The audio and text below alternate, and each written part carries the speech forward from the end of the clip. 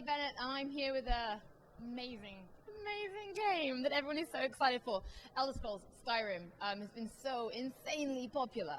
But now, unlike E3, where we had a little bit about the general gist of the game, we're going to talk a few more details, because we've just seen you play for an hour. Not some massive dragon battle, but just the core of the game, what we're going to see. So first of all, the UI, the interfacing, the menus, glowing items and little arrows. Talk about those.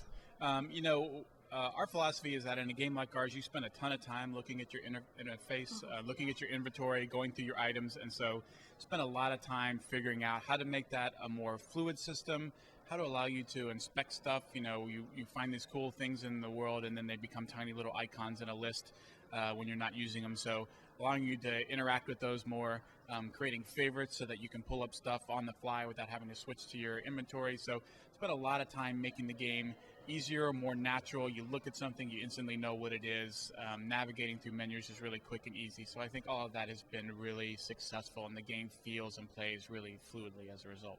Another new thing was leveling up and how the different trees are working. And it was beautiful when you load it up. It's like a big sort of nighttime sky. Let's talk about that as well. Yeah, that was one of Todd Howard's big ideas. Was he loved this notion of, we've done it with character creation when you pick out your your birth sign, that you would pick out these different constellations. He had this notion of like, I want to like look to the heavens and look at like a constellation with all my skills, and he sort of kept at it until he got the version of it he liked. But the idea is that you look up to the heavens and you have a constellation for each one of your skills, and those constellations are actually made up of perks that you can pick. So the way leveling up works is you just use skills. Whatever you like doing, you keep doing it, and you'll get better at it. And the more you increase your skills, any skills, the more you'll move towards leveling up. When you level up, you get to pick a perk. So you get to move through all those constellations and pick which perk you want. And perks will do things like make certain weapons do more kind of damage, allow you to do and cast better spells, make cooler items and crafting, all kinds of stuff. So it really allows you to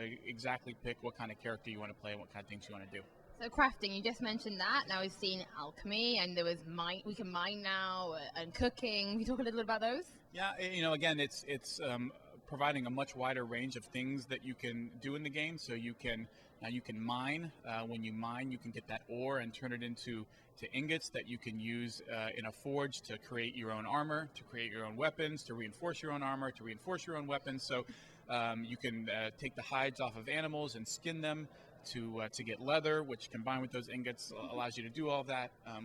That's all related to your smithing skill. There's alchemy, as you mentioned, and the ability to create potions. There's enchanting and the ability to enchant your, the armor and weapons that you just made. And then there's cooking, which is not it's not a skill specific. It's just a crafting that everybody can do. You find special cook fires around the world, and you can take all these food ingredients that you can find and create them into recipes. So you get a big list of all the recipes in the game and what the ingredients are for each one, and then if you have enough, you can cook those things and get sort of better, more potent, more powerful foods than you would normally be able to get. So there's a lot of crafting and stuff going on, and again, it's really up to you. If you want to do a lot of it, do a lot of it. If you don't want to do any of it, you can go buy whatever you want from vendors you'll find in the world and keep playing and doing what you enjoy most. That's the whole idea. Lots of stuff for you to do, but you do what you find the most fun.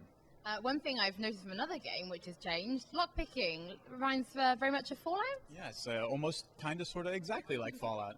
Yeah, we did change it a lot from Oblivion. I think we found the lockpicking system for Fallout 3 was much more intuitive and felt a lot more like lockpicking.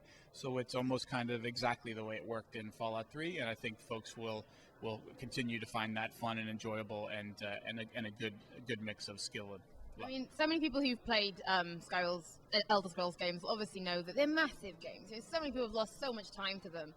You were mentioning sort of a rough time length of what just the main quest would be. Yeah, so the main quest is probably in the 20 to 25 hour range if you really just stick to the main quest. Yeah, that's still a big game, but that is a drop in the bucket compared to what else there is waiting for you. You were saying about level designers. You guys have brought on a ton more level designers as well. Yeah, we spent a lot of time, starting with Oblivion. We had really just started that process with Oblivion.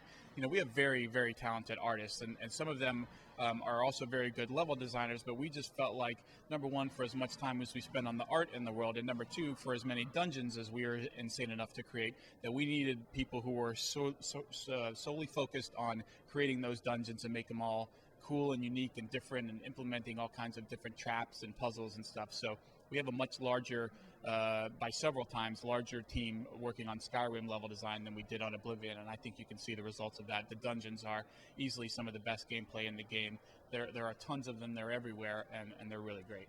Yeah, it looks absolutely fantastic. I know people will be so excited to start to know those little details that what make the game, well, so soul-destroying and soul-sapping, because I'm about to lose my life to it as well. So thank you so much for your time, and I know you're tired, and you've been demoing the game an awful lot today, but thank you so much for your time.